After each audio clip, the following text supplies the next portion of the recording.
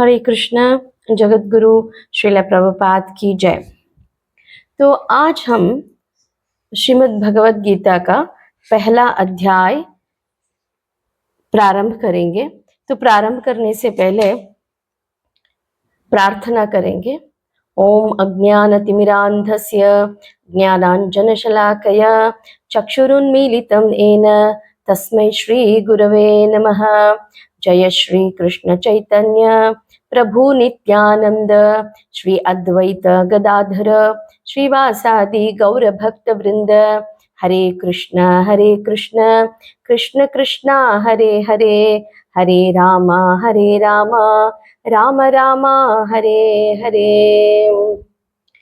तो हम ये वाला भगवत गीता पढ़ रहे हैं, भगवत गीता यथारूप।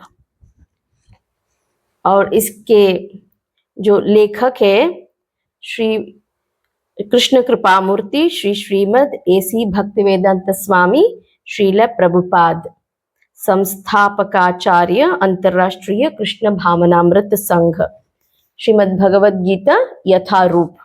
तो इसके ऊपर हम लोग आज चर्चा करेंगे। पहला अध्याय का पहला श्लोक से 5वां श्लोक तक हम सीखेंगे संस्कृत श्लोक कैसे उच्चारण करते हैं, और उसके साथ साथ में श्रील प्रभुपाद जी के द्वारा अनुवादित टिप्पणियां और उसका तात्पर्य बहुत संक्षिप्त रूप से हम लोग जानने की कोशिश करेंगे। हम हाल ही में फरवरी माह में कुंभ मेला गए थे। तो कुंभ मेला में सेक्टर 19 में लोअर संगम रोड पर हमारा इस्कॉन का पंडाल था। तो उसके सामने लाखों की संख्या पर हम लोगों ने भगवत गीता वितरण किए उधर ऑलमोस्ट 30 दिन तक। तो उस दौरान हम भी पुस्तक वितरण में थे। तो हमने देखा कि बहुत सारे बच्चे नौजवान जो कि उत्तर प्रदेश, मध्य प्रदेश, गुजरात, राजस्थान और जिधर हिंदी, बिहार जिधर हिंदी भाषा प्रचलित ज़्यादा है, उधर के सारे बच्चे इस हिंदी का जो भगवत गीता है उस पुस्तक को बहुत बच्चे लेके गए, क्योंकि कुंभ मेला के दौरान हम डिस्काउंट में भगवत गीता सबको उपलब्ध करवा रहे थे। यानी हमारी संस्था से केवल 20 रुपए को ये भगवत गीता सबको मिल रहा था। हालांकि इसका प्राइस है 300 रुपए शायद अभी। तो उस दौरान बहुत कम प्राइस में मिल रहा था। तो बहुत सारे बच्चे भगवत गीता अपने घर लेके गए।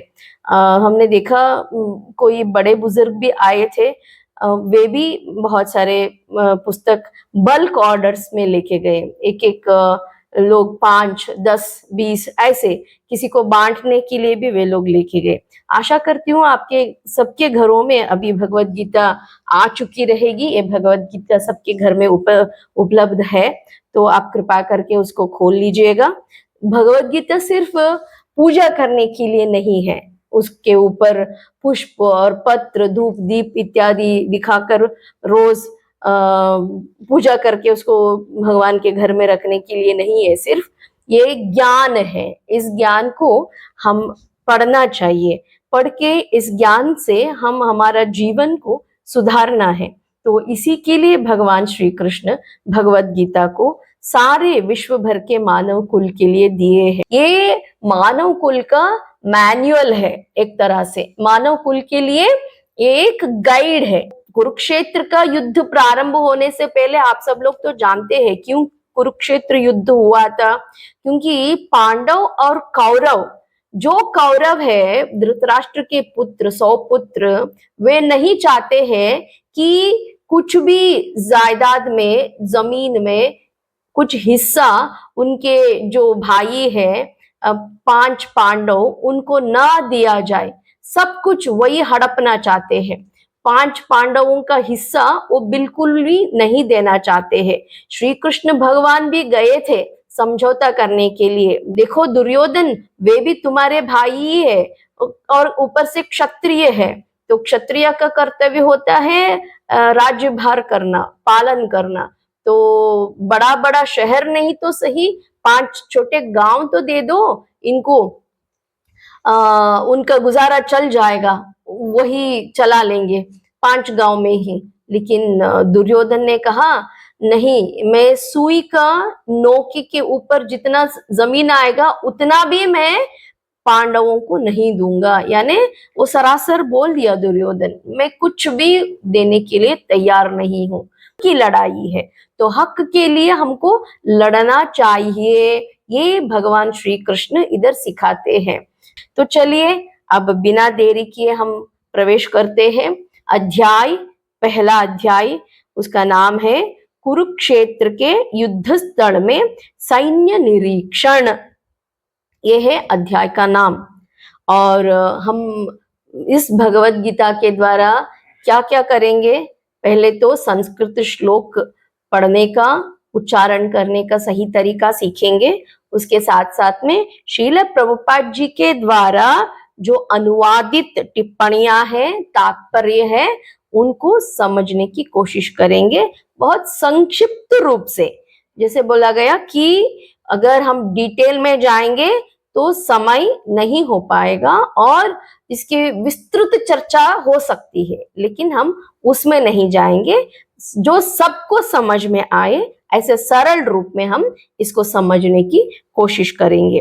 तो पहले जो हमने प्रार्थना किए, गुरु वंदना किए और पंचतत्व का वंदना किए, ये वंदना भी आपको इसी पुस्तक के जो इंट्रोडक्शन भाग है, जो परिचय सूची है, उधर आपको मिल जाएगा, उधर से आप पढ़ सकते हैं। क्योंकि भगवत गीता केवल एक ग्रंथ ही नहीं है, पुस्तक ही नहीं है, ये हमारे लिए आध्यात्मिक एक धरोहर है, भगवान से अभिन्न है भगवत गीता, क्योंकि भगवान के सुमधुर वाणी इसमें दर्ज है। तो इसीलिए हम लोगों को ये बहुत पवित्रता से इसको खोलना है और इसको पढ़ना है। तो इसी के कारण इसकी पढ़ने की विधि में पहले गुरु वंदना करने के बाद इसका प्रारंभ होता है, क्योंकि गुरु परंपरा के द्वारा, गुरुओं के द्वारा ही हम इस धरोहर को, इस ज्ञान को समझ सकते हैं। तो वर्तमान में जो श्रील प्रभुपाद जी है, सारे विश्व में उन्होंने श्री कृष्ण भगवान का नाम प्रचार प्रसार किया। भगवत गीता, भागवतम, चैतन्य चरितामृत आदि ग्रंथों को उन्होंने अंग्रेजी भाषा में उन्होंने तर्जुमात किए। और उसके बाद आज विश्व भर में जितने कृष्ण भक्त हैं वे सब भगवत गीता को जानते हैं, भागवतम को जानते हैं। एटलीस्ट अभी नए नए जो भक्त हैं वे पढ़ने की कोशिश करते हैं और जानने की कोशिश करते हैं, क्योंकि ये सब हुआ है श्रील प्रभुपाद जी की कृपा से। अगर वे इंग्लिश में इसको तर्जुमात नहीं करते और पाश्चिमात्य देश जाकर इस नाम प्रचार में, हरिनाम प्रचार में और भगवत गीता का प्रचार में वो अपना अनुदान नहीं देते, प्रदान नहीं करते, तो हमको आज भगवत गीता बस ऐसे ही दूर से देख के ही हम लोगों को ऐसे माथे पर लगा के हम लोग भी घर पे हमारा भगवत गीता है बोल के रख के पूजा कर रहे होते। लेकिन ये श्रील प्रभुपाद जी का कृपा है, उन्होंने सरल रूप से भक्ति मार्ग को कैसे इसमें दर्शाया गया है, श्री कृष्ण की वाणी, भगवान क्या चाहते हैं हमसे, भगवान हमको क्या बोल रहे हैं मनुष्यों को कि कैसे हम लोगों को रहना चाहिए, ये सब बातें श्रील प्रभुपाद जी की कृपा से भगवत गीता का जो संस्कृत शब्दों के द्वारा हमको सरल रूप में हिंदी में हमको मिल रहा है। तो चलिए पहला श्लोक प्रारंभ करते हैं। पहला अध्याय का पहला श्लोक। धृतराष्ट्र उवाच धर्मक्षेत्रे कुरुक्षेत्रे समवेता युयुत्सवः मामकाः पांडवाश्चैव किमकुर्वत संजय। धृतराष्ट्र ने कहा, हे संजय, धर्मभूमि कुरुक्षेत्र में युद्ध की इच्छा से एकत्र हुए मेरे तथा पांडु के पुत्रों ने क्या किया? ऐसे धृतराष्ट्र पूछ रहे हैं। जो धृतराष्ट्र पांडु के बड़े भाई है और जन्म से वे अंधे हैं, तो उनको राजगद्दी पर बिठाया गया था। तो उनके ही पुत्र हैं ये 100 पुत्र, जो कि दुर्योधन, दुशासन आदि। वे सभी लोग नहीं चाहते कि पांडवों को कुछ भी राज्य दिया जाए। तो ये अंधे होने के कारण कुरुक्षेत्र रणभूमि में तो जा नहीं पाए धृतराष्ट्र, तो उनके महल में वे बैठे हैं और उनके समक्ष उनके सारथी, जो कि संजय है, संजय नाम का सारथी, वे बैठे हैं। संजय जो है वे व्यासदेव जी का शिष्य है संजय। तो व्यासदेव जी की कृपा से संजय को एक ऐसा वरदान प्राप्त हुआ है कि वो जिधर भी बैठे हैं उधर से ही वे कुरुक्षेत्र रणभूमि में क्या हो रहा है उस घटना को देख सकते हैं। देखिए, अगर ये बात कुछ 50 वर्ष पूर्व बोली गई हो तो शायद कोई इसको मानने को तैयार ना होता। ये कैसे संभव है कि महल में बैठे हैं और वो देख रहे हैं कुरुक्षेत्र रणभूमि में क्या हो रहा है। अभी टेक्नोलॉजी इतना बढ़ गया है, तो टेक्नोलॉजी के माध्यम से ही हम लोग उसको जानने की कोशिश करते। क्या हम लोग अभी क्रिकेट देखते हैं अथवा फुटबॉल देखते हैं, लाइव मैच होता है ना, लाइव मैच हम घर में बैठे बैठे उधर लाइव क्या चल रहा है दूसरे शहर में वो देखते हैं। ये टेक्नोलॉजी से संभव है ना। तो वैसे ही पिछली जब द्वापर युग में टेक्नोलॉजी की जरूरत नहीं थी, वे मंत्रों के द्वारा, कृपा के द्वारा उनमें इतनी क्षमता आ जाती थी कि वे जो उनको वरदान मिला है ऐसे वे कर सकते थे। तो इसी के कारण संजय को ये वरदान था कि वो जिधर भी बैठे हैं उधर से कुरुक्षेत्र रणभूमि में जो हो रहा है उसको देख सकते थे। तो इसी के लिए संजय से धृतराष्ट्र पूछ रहे हैं, संजय देखो देखो क्या हो रहा है उधर कुरुक्षेत्र रणभूमि में। वो जो कुरुक्षेत्र, पहला शब्द क्या है? धर्म क्षेत्र, कुरुक्षेत्र। ये कुरुक्षेत्र को कैसे संबोधित कर रहे हैं धृतराष्ट्र? बोल रहे हैं धर्म क्षेत्र। वो जो कुरुक्षेत्र है वो साधारण भूमि नहीं है, वो धर्म क्षेत्र है। क्यों धर्म क्षेत्र है? उधर पहले के जमाने में सत्य युग से, वेदों के काल से उधर हवन आदि हो रहे थे, यज्ञ आदि हो रहा था और खुद स्वर्ग से भी देवता उधर आके यज्ञ आदि करके जाते थे। तो इसी के कारण वो एक पवित्र यात्रा स्थली के नाम से जाना जाता था कुरुक्षेत्र रणभूमि। उस समय में भी वो बहुत प्रचलित था, तो यानी धर्म भूमि था। तो जैसे धर्म भूमि कुरुक्षेत्र में जो मेरे मामकाहा बोले तो मेरे अपने स्वजन और पांडु पुत्र, यानी इधर धृतराष्ट्र का मंशा इधर ही मालूम पड़ जाता है। वो अपने पुत्रों को अपना कह रहा है और अपने खास जो भाई है पांडु, उनके पुत्र जो है पंच पांडव, उनको पांडव नाम से उनको वे संबोधित कर रहे हैं। देखिए कैसा है, एक ही वंशावली, जो कुरु वंश के ही दो पुत्र है, कौरव और पांडव, फिर भी पांडवों को उन्होंने एकदम से अपने वंशावली से अलग ही कर दिया। जब कोई आदमी लोभी बनता है तो क्या होता है? तो ये हम धृतराष्ट्र से सीख सकते हैं। जो लोभ में, जो साम्राज्य के लोभ में, अपने पुत्र व्यामोह में धृतराष्ट्र इतने अंधे हो चुके हैं। जन्म से वे तो अंधे है ही, लेकिन फिर भी व्यामोह में भी, पुत्र व्यामोह में भी वो इतने अंधे हो चुके हैं कि अपने ही भाई के पुत्रों को वे अलग रूप से संबोधन कर रहे हैं। तो पूछ रहे हैं तो क्या हो रहा है उधर, क्या कर रहे हैं वे, ऐसे पूछ रहे हैं। तो श्रील प्रभुपाद जी इधर भावार्थ में, तात्पर्य में लिखते हैं कि जैसे कि धान की खेती होती है ना, धान की खेत में जो अवांछित पौधे होते हैं, उन सारे अवांछित पौधों को क्या करते हैं किसान, उन अवांछित पौधों को जड़ से उखाड़ कर फेंक देते हैं ताकि धान की जो फसल है वो अच्छी से उगे, उसको कोई नुकसान ना हो। ऐसे ही भगवान श्री कृष्ण इस धर्म क्षेत्र कुरुक्षेत्र में जो एकत्रित सैन्य बल है, उसमें जो अधर्मी है वे अवांछित पौधे जैसे हैं। उदाहरण के लिए ऐसे उदाहरण इधर श्रील प्रभुपाद जी देते हैं।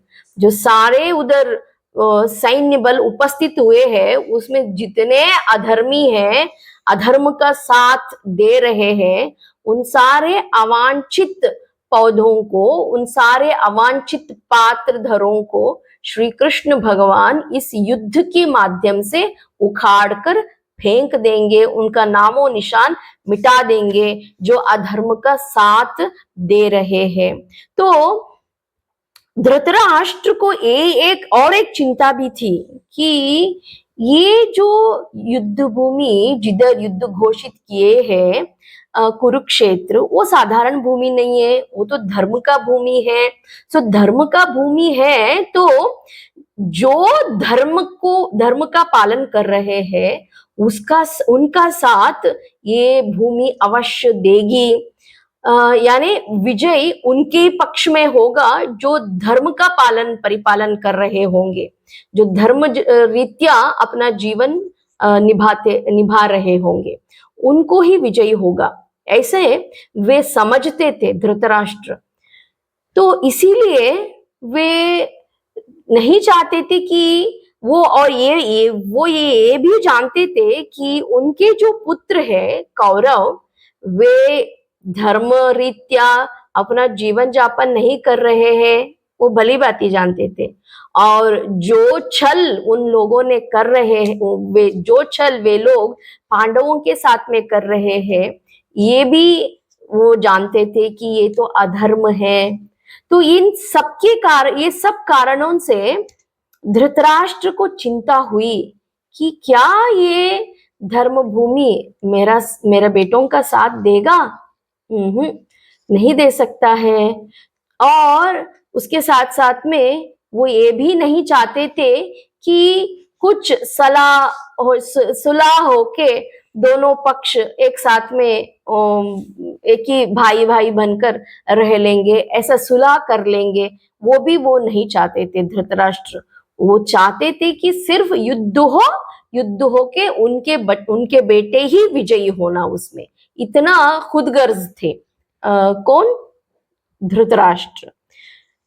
तो पहले उनके मुंह से ही निकल गया है कि धर्म क्षेत्र, तो आगे क्या होता है, धर्म क्षेत्र कुरुक्षेत्र किसका साथ देगा, तो ये भगवत गीता पढ़ने के बाद हमको मालूम होगा कि कैसे भगवान ने अर्जुन को क्या क्या करने के लिए बोले। ठीक है, तो ये पहला श्लोक का छोटा सा संक्षिप्त विवरण था। तो दूसरा श्लोक है, तो प्रथम अध्याय का दूसरा श्लोक है। संजय उवाच दृष्ट्वा तु पांडवानीकं व्यूढं दुर्योधनस्तदा आचार्यमुपसंगम्य राजा वचनमब्रवीत्।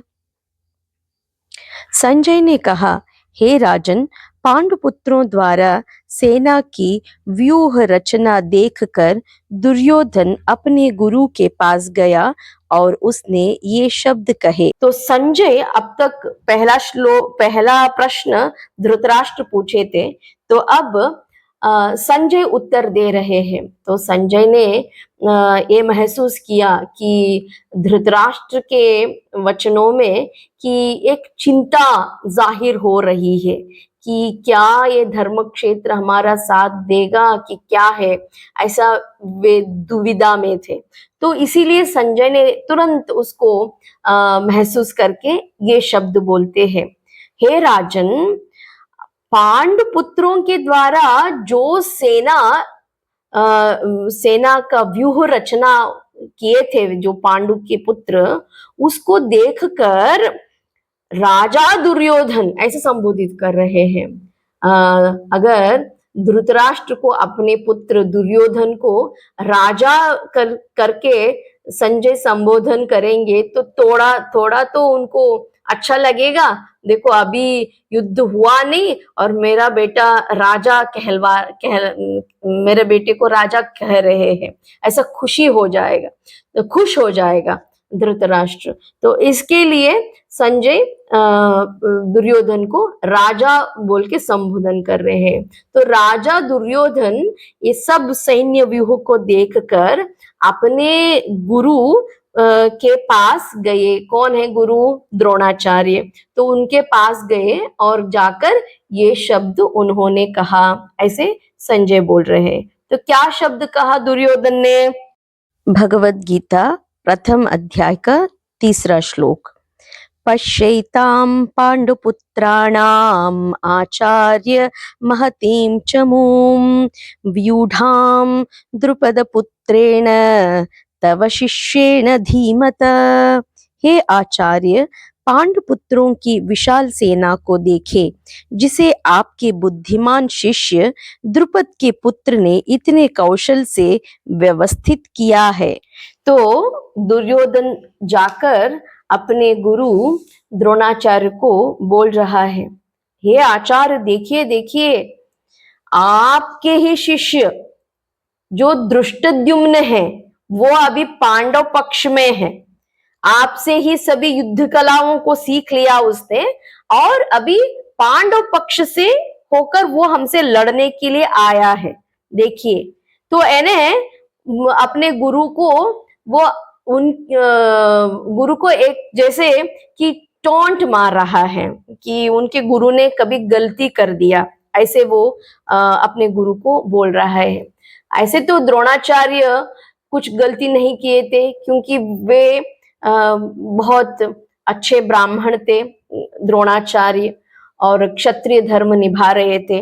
उस दौरान उनके ही मित्र द्रुपद राजा से कुछ अनबन हो जाती है। जो द्रौपदी और धृष्टद्युम्न का पिता जो द्रुपद महाराज है उनसे अनबन हो जाती है। तो द्रुपद महाराज गुस्से में आकर क्या करते हैं, वो एक यज्ञ करते हैं। यज्ञ से वो ऐसा एक पुत्र को प्राप्त करते हैं जो कि आगे जाकर द्रोणाचार्य जी का निधन का कारण बनेगा, उनका अंत का कारण बनेगा द्रोणाचार्य जी का। ये बात द्रोणाचार्य जी भली भांति जानते थे कि धृष्टद्युम्न के कारण मैं मारा जाऊंगा। फिर भी जब उनको धृष्टद्युम्न को जब द्रोणाचार्य जी के यहाँ सौंपा गया कि युद्ध कलाओं को सिखाने के लिए, तो द्रोणाचार्य कभी तारतम्य नहीं किए। बिना तारतम्य किए वे एक अच्छे ब्राह्मण के भांति वो सारे जो युद्ध कला है वो सब धृष्टद्युम्न को वो प्रदान किए, सिखाए। तो इसी के कारण और धृष्टद्युम्न की जो बहन है द्रौपदी, वो तो अर्जुन की यानी 5 पांडव की पत्नी है। तो स्वाभाविक है द्रौपदी का भाई धृष्टद्युम्न पांडवों के पक्ष में से ही लड़ेगा। तो इसीलिए दुर्योधन इधर अपने गुरु को ही टॉन्ट मार रहा है कि बोलता है कि देखिए देखिए, आपने सिखाया था ना युद्ध कला धृष्टद्युम्न को, अभी वो सब कुछ सीख गया और उधर पांडव के पक्ष से वो लड़ रहा है। एक ही श्लोक में क्या बोल रहा है? भगवद गीता का पहला अध्याय 4था श्लोक। अत्र शूरा महेश्वास भीमार्जुन समायुधि युयुधानो विराटश्च द्रुपदश्च महारथः। इस सेना में भीम तथा अर्जुन के समान युद्ध करने वाले अनेक वीर धनुर्धर है, यथा महारथी युयुधान, विराट तथा द्रुपद। दुर्योधन ये भली बात ही जानता था कि भीम का बल और अर्जुन की धनुर्धर विद्या कितना प्रगाढ़ है। तो बहुत उसको मालूम था कि इन दोनों को हराना नामुमकिन ही नहीं अपितु बहुत कठिन है, हरा नहीं सकते भीमसेन को और अर्जुन को, वो भली बात ही जानता था। और इसीलिए उन दोनों की तुलना जो पांडव सैन्य में जो बहुत सारे अलग अलग रथी महारथी है उनका नाम लेकर दुर्योधन तुलनात्मक रूप से अपने गुरु को बोल रहा है कि ऐसा ना हो कि अर्जुन और भीमसेन ही भारी है और उनके साथ साथ में उनके जैसे ही ये जो द्रुपद, विराट, युयुधान ये सभी है, वे भी उनके जैसे ही लड़ते हैं। तो आगे जाके हमारे विजय की पथ में ये रुकावट न बन जाए, ऐसे दुर्योधन एक अपने मन का किधर थोड़ा सा एक चिंता हुआ था उसको, वो जाहिर कर रहा है अपने गुरु के समक्ष। तो 5वां श्लोक है श्रीमद् भगवद गीता पहला अध्याय का 5वां श्लोक। धृष्टकेतुश्चेकितानः काशीराजश्च वीर्यवान् पुरुजित् कुन्तिभोजश्च शैब्यश्च नरपुंगवः। इनके साथ ही धृष्टकेतु, चेकितान, काशीराज, पुरुजित, कुंतीभोज तथा शैब्य जैसे महान शक्तिशाली योद्धा भी है। तो पांडव पक्ष में जो रथी महारथी थे उनके सारे नाम लेकर दुर्योधन अपने गुरु द्रोणाचार्य जी को संबोधित करके बोल रहा है कि ये सब रथी महारथी है, तो उनको आगाह कर रहा है। ये सभी योद्धा उधर उपस्थित है दुर्योधन। तो इधर आज हम 5वां श्लोक तक इधर हम रुकाएंगे। तो अगला कड़ी में हम 6ठा श्लोक से 10वां श्लोक तक हम इसको समझने की कोशिश करेंगे। धन्यवाद। जगत गुरु श्रील प्रभुपाद की जय। भगवद गीता की जय। हरे कृष्ण।